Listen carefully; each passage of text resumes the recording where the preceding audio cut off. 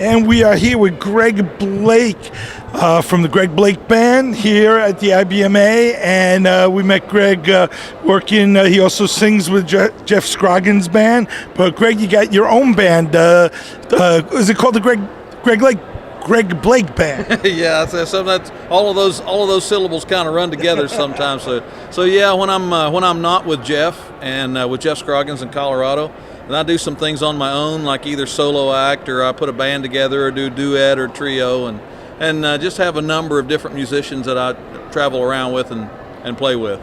Excellent. So when did you start doing this? Well, about 3 years ago, I went full-time in the music business because the schedule with Jeff was getting so busy. I quit my other job. I was 33 years in the ministry, and Wow. and so I retired from that, and now I'm doing music full-time. And when I'm not with Jeff, I do some things on my own. So yeah. You know, now that I think about it, it's like you do have a great command on the audience in between songs. So being in the ministry kind of, I guess, makes sense there. How did you go from ministry into music? Well, actually, I've been doing music like all my life. I've been singing as long as I can remember. I got my first guitar when I was 7 to basically accompany myself singing, and so I've incorporated a lot of my music stuff into the ministry, and so I've done a lot of like church music as well, all through the years. And so yeah, so I've been involved in Southern gospel quartets and choirs and teaching and all kinds of stuff. So Awesome. So you said you have an album out.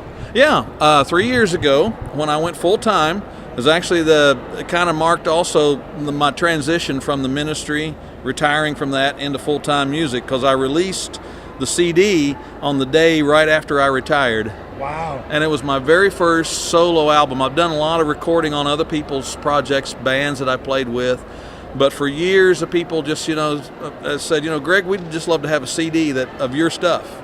And So where do you find all the time? there's a lot going on. I don't sleep.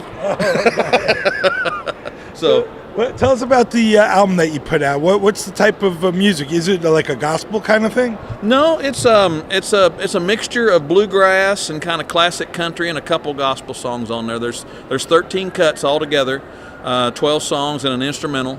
And I entitled the album "Songs of Heart and Home," and so it's songs like either love songs or classic bluegrass country type songs, or songs that talk about longing for home or about home life and things like that. So I just compiled kind of a thematic album together. Did you write all the songs on it? No, I only wrote one song on there, and then all the rest of them are covers, obscure covers, and so that aren't worn out, but nonetheless they're other people's songs. How can we find the album? It's on CD Baby, it's on iTunes, Amazon. You can go to my website if you want a physical copy of it, or just come to one of my shows or one of Jeff's shows. So your website is GregBlakeMusic.com. right, nice. And you're on all the social media and so forth? Facebook, Twitter, Instagram. Yeah. And you do tour around.